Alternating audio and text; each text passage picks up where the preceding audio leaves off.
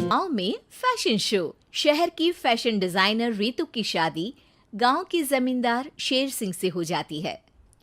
लेकिन शहरी कामकाजी रितु का गांव में मन नहीं लगता। क्या सासू माँ, ये गांव में तो कुछ नहीं है, मेरा दिल ही नहीं लगता यहाँ, क्या करूं मैं? अरे बेटा, जहाँ पति का कारोबार, बीवी तो वही अच्छी लगती है ना। अब हम लोग इतने पैसे वाले हैं कि गांव में मेरे बेटे लायक लड़की ही नहीं मिली। अरे माँ, मैं तो ये बोल रही हूँ कि क्या करूं जिससे मेरा थोड़ा दिल लगे। अरे बेटा, मैं भी शहर की थी। यहाँ आकर मैंने गांव में स्कूल खोल लिया। बच्चों को पढ़ाती थी तो मन लग जाता था। तू भी कुछ देख ले जिससे गांव की बहू बेटियों का भला हो जाए और तेरे जमींदार ससुर जी का नाम भी हो जाए। रितु क्या करती? फैशन डिजाइनिंग वाले कपड़ों को गांव की औरतों पर कैसे ट्राई करती। लेकिन एक दिन, अरे क्या बात है डार्लिंग, बड़ी जल्दी उठ गई। और ये हाथ में फेविकॉल और कागज, कहाँ जा रही हो? मैंने सोच लिया है कि मैं अपना फैशन बुटीक खोलूंगी।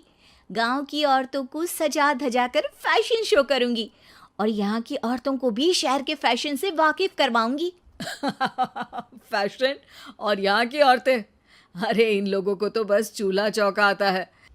खाली समय में एक दूसरे के सर से जुएं निकालती हैं या फिर अचार पापड़ बनाती है। इन लोगों के बस की नहीं है फैशन को समझना। लेकिन रितु मानती नहीं।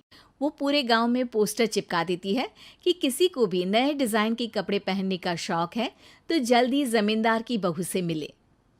लेकिन रितु की दुकान में 2 दिनों तक तो कोई आता ही नहीं।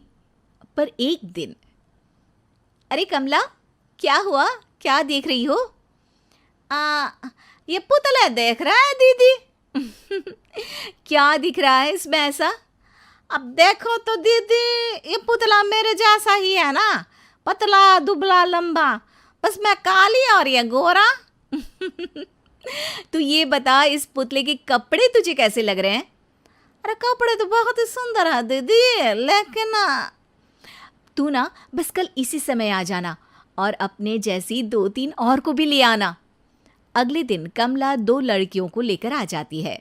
रितु उन लोगों को अपने हाथ के सिले कपड़े पहनाती है और घर भेज देती है। उन लोगों को गांव की दूसरी औरतें भी देखती हैं।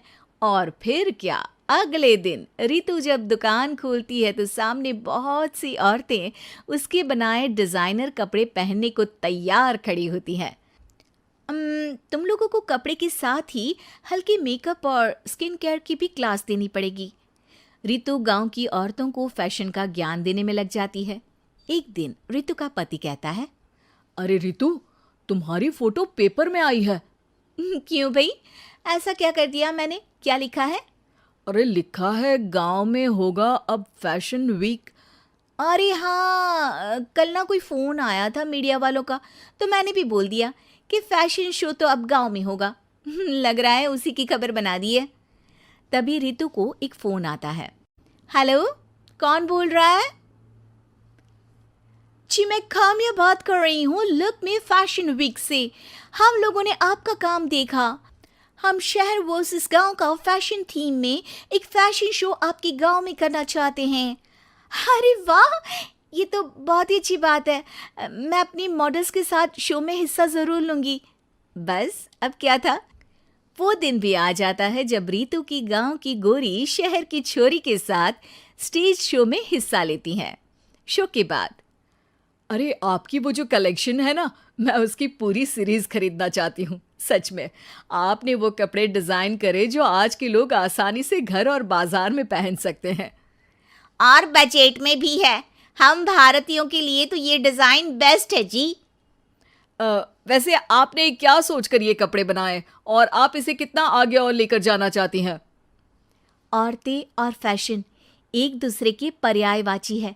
तो ये किसने कहा कि गांव की औरतों को डिज़ाइनर कपड़े पहनने का हक नहीं? मेरा मानना है कि शौक सभी औरतों में होता है। ज़रूरत है तो बस उसे जगाने की।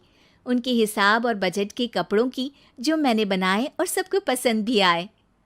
अब रितु का गांव हर जगह प्रसिद्ध है, ना सिर्फ रितु के लिए बल्कि वहां की औरतों की फैशन के लिए भी।